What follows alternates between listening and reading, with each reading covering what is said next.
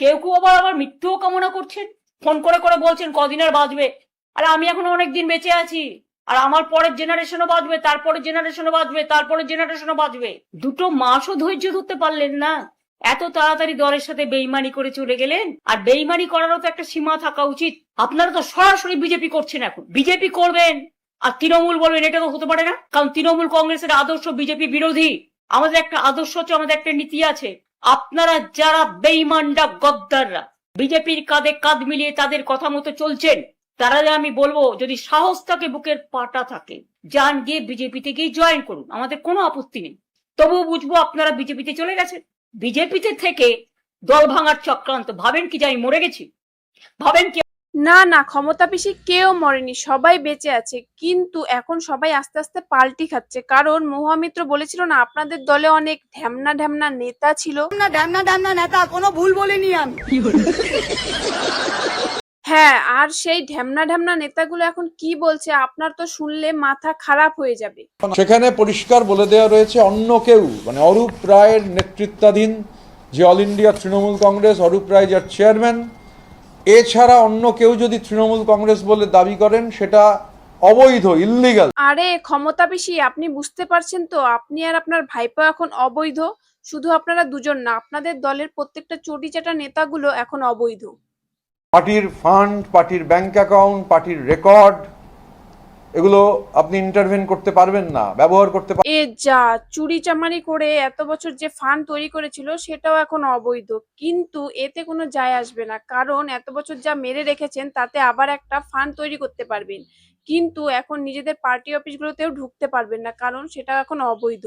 মানে আপনারা টোটালি অবৈধ।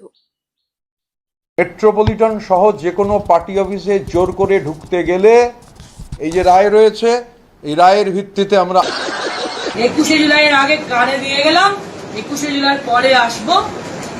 হিসেব পত্র অডিটরকে দিয়ে হিসেব করিয়ে আজ অব্দি কত তুলেছেন, ব্যাংকে কত রেখেছেন, বাড়ি কত নিয়ে গেছেন, সব হিসেব করে 4 আনা আপনাদের কাছে রেখে 12 আনা নিয়ে পার্টি ফান্ডে দিয়ে দেবো। আচ্ছা, এনার কথা শুনে আমি ভাবছি যে এরা 22শে জুলাই করবে কি। কারণ এবার তো ফান্ডও ভোগে, পার্টি অফিসও ভোগে, তাহলে এবার 22শে জুলাই কি করবে? ডিম ভাত হবে না? মানে আমরা ডিম ভাত খেতে পারবো না? এদের পাবলিকের কাছে খারাপ হতে চাই না, চাই না। বিকাশী কাজ করতে গিয়ে আমরা পাবলিকের কাছে খারাপ হতে চাই না, চাইবো না। অন্নপূর্ণা যোজনা থেকে আসা আইসিডিএস সমস্ত কর্মীদের কেন বঞ্চিত করা হলো? সরকার জবাবদার, আরে জবাব তোমায় দিতে হবে,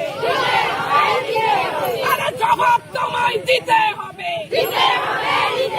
আচ্ছা, এদের যতই দাও ততই লাগে, পোষায় আর না। মানে আগের সরকার থাকাকালীন আন্দোলন করে মাত্র 1000 টাকা বেতন বেড়েছিল, আর এই সরকার আসার পরে একবারে 5000 টাকা বেতন বাড়িয়ে দিয়েছে, তাও এদের পোষায় না। মানে আরামে বসে বসে থেকে মাস গেলে বেতনটা ঢুকে যাবে, এতে তারা অনেক খুশি।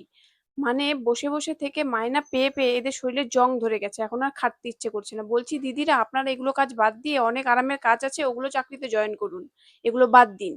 ममता बनर्जी ने हमारे देश की सीमाओं को बांग्लादेशियों के लिए खुला कर दिया। এই টাকলা কুত্তার বাচ্চার আলাদাই নেশা। বাংলাদেশের বর্ডার মোদি সরকার কন্ট্রোল করে, তারপরেও মিথ্যা বলবে, এটাই তাদের পেশা। এই শুয়োরের বাচ্চারা এমন ভাবে মিথ্যা বলছে যে বোকা বেনে যাচ্ছি আমরা। কি ভাই, জনগণকে জাগাও, এই ভিডিওটা শেয়ার করো তোমরা। দেখুন, এই যে আরেক মামুনি নিজেকে যে কি মনে করে, মানে এর কথা শুনে যা মনে হলে তো গন্ড মূর্খ। শুধু এ না, এর বাবা মা গন্ড মূর্খ। কারণ এই যে সোশ্যাল মিডিয়া এরকম রাজনৈতিক ভিডিও বানাচ্ছে গালিগালাজ করে, এর বাবা মা আত্মীয় স্বজন এগুলো দেখে তাকে কিছু বলে না? নিশ্চয়ই বলে না, তার জন্য এত সাহস। বলার সময় লজ্জা করছিল না, এখন দেখো তো কাণ্ড, মামুনির কি লজ্জা লেগেছে। ভিডিও বানানোর সময় লজ্জা লাগেনি, ভারতবর্ষে থেকে ভারতবর্ষের স্বরাষ্ট্রমন্ত্রীকে গালিগালাজ করে ভিডিও বানিয়েছে, তাতে তাদের লজ্জা লাগেনি। কিন্তু এখন লজ্জা লাগছে। আসলে কি বলতো, এরা এগুলো সাহস করে নিজে থেকে বলে না, এদের পিছনে বড় কোনো মাথা থাকে।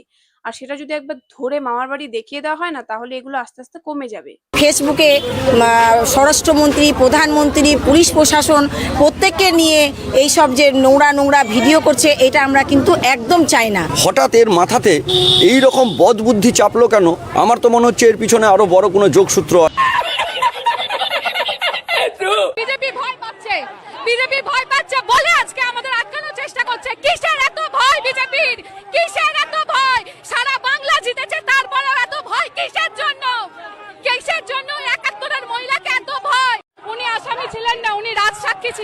শাশুড়িকে মেরে ফেলা হয়েছে।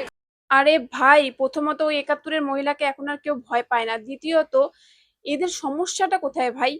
যখন সরকার বলেছিল যে সকালে জমা নিয়ে বিকালে খরচ করা হবে, তখন যখন এই বারুইপুরের ঘটনা ঘটলো তারপরে এরাই প্রশ্ন তুলেছিল যে জমা নিয়ে খরচ কেন করা হলো না, আর যখনই খরচ করে দিল তখন বলছে রাজসাক্ষীকে মেরে ফেলা হলো। মানে সরকার কথা দিয়ে কথা রাখলেও এদের অসুবিধা, না রাখলেও অসুবিধা। তাহলে সরকার যাবেটা কোথায়? कौन है ये लोग, कहां से आते हैं? তো আজকের ভিডিওটি এই পর্যন্তই। ভিডিওটি যদি ভালো লেগে থাকে অবশ্যই লাইক করে দিও, আর ভিডিওটি দেখে তোমাদের কি মনে হলো অবশ্যই কমেন্টে জানিও, আর ভিডিওটি প্রচুর প্রচুর শেয়ার করে দিও।